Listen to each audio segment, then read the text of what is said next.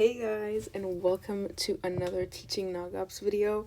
Today we're going to be teaching Nogops about a very packed topic, so she needs to buckle in. We are not only going to draw her glasses, but I'm going to draw her a seatbelt to make sure that she won't run away. And she's getting extra thick glasses today because she's going to need them. And then we'll do a seatbelt right here because she is going to need it. And it goes across. She's going to need that seatbelt. Okay. All right. Today we're going to be talking about the nervous system. This is definitely going to be a two-part video. So in the first part, I'm probably going to talk about the anatomy of the nervous system and dendrites, and then we'll talk about action potential.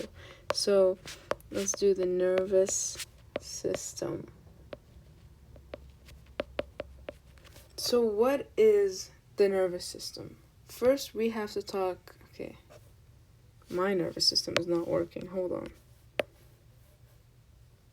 Nervous.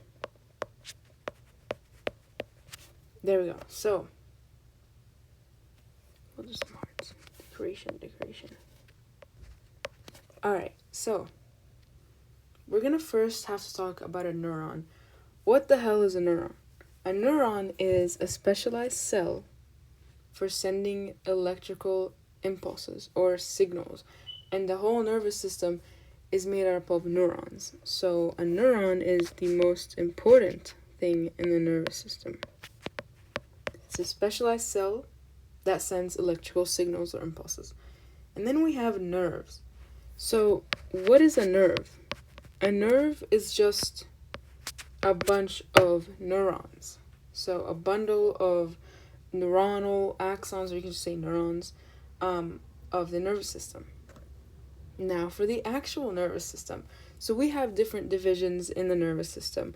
We have the central nervous system, or what we call the CNS, so that's central nervous system, and then we have the peripheral nervous system, which we can just call PNS. So we are going to draw out the central nervous system, which is basically just your brain and your spinal cord. That is your central nervous system. And then your peripheral nervous system is made up of these cranial nerves, which are brain nerves, and spinal nerves. So it's just like nerves that just come out of your spinal cord and your brain. So remember, the brain nerves are the cranial nerves. So this is cranial. And then these ones right here are spinal nerves, which are on the spinal cord. So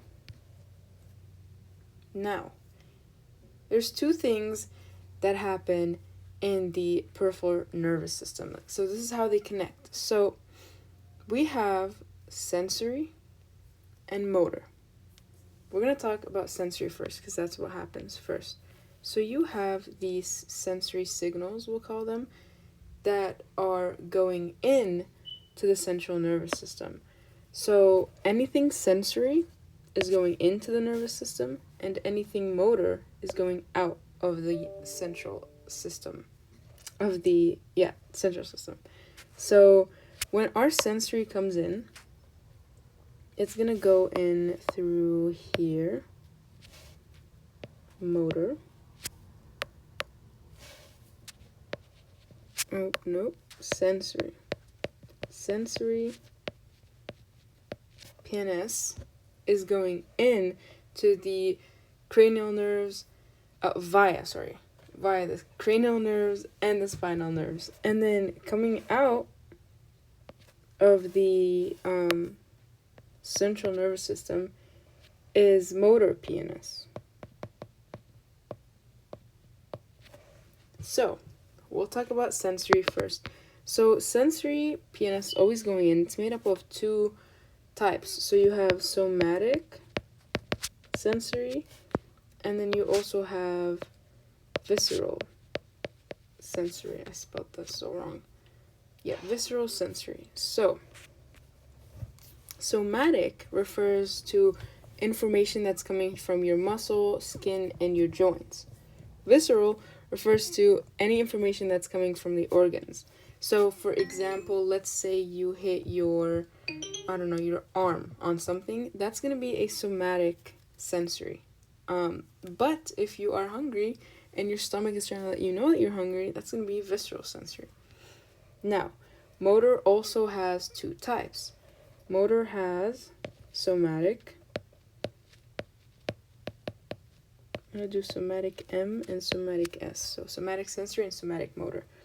And this sends signals, because remember, sensory is going in, motor is going out. So whatever is going to be motor is going to be like an action, do this, do that. So it's going to send signals to voluntary tissue, like skeletal tissue. It's voluntary actions. And then the other one is called autonomic motor. And this is going to be signaling to smooth tissue, cardiac tissue, or your glands. And there's also two important things in this autonomic part. And that is going to be your parasympathetic